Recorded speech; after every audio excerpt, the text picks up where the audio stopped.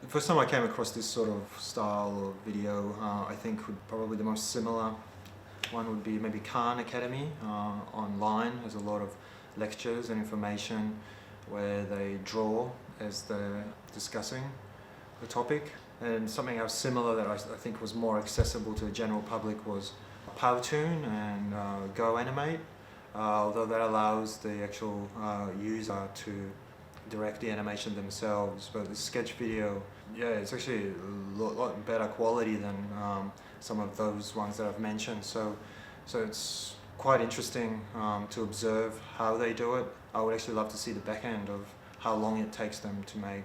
I enjoy working with animation, but I think my main form of video that I tend to work with mostly is documentary style. I like that style. I like capturing what unfolds before you. You plan to a certain amount, and then you have to let go a little bit, and then you refine it in the editing process. With any sort of animation styles, you have to plan a lot in advance, and then you're planning throughout as you're creating it. You adjust, right? And then you refine it in editing.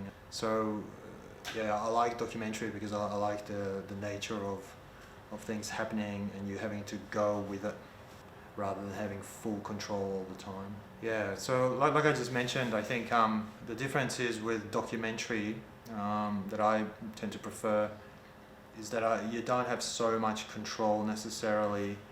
You just have to go with what's happening. You can direct the action to a certain amount, but your directing is more about what you choose to film or what you choose to show. In a similar way, the sketch video does the same thing because you have to decide what you're going to show to get the message across. However, with sketch video, you need to refine that process a little bit more at the beginning than you do with documentary. With documentary, you can have a plan, but that plan has to change as things happen in front of you. With sketch video, from the beginning to the end process, you have full control and you can refine what you've planned from the beginning through the middle to the end. So I think they're the main differences. The similarities, I would say, is about what you choose to show and when you show it. You can craft things through the editing process, and you can decide to leave things out, but you tend to have a little bit more control of from start to finish, I think, of sketch video, of what you want to show rather than from a documentary perspective. I think it gets the message across a lot quicker.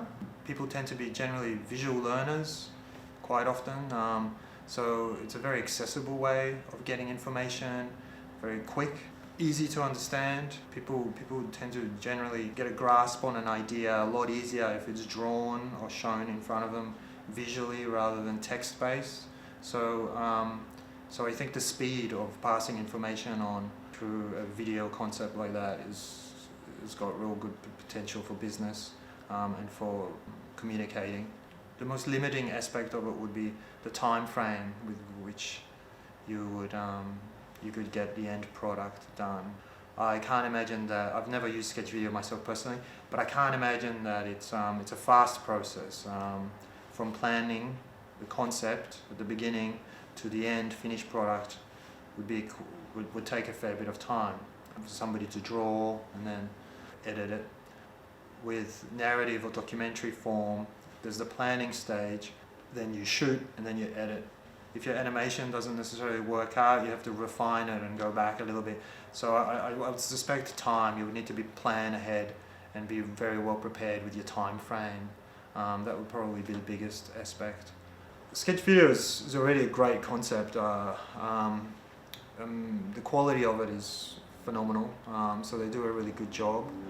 I think it'd be interesting to see how they improve on it as technology advances, as technology becomes a little bit more accessible. And I mean that from a perspective of thinking about virtual reality. I think VR headsets are going to be important in education and communication in the future.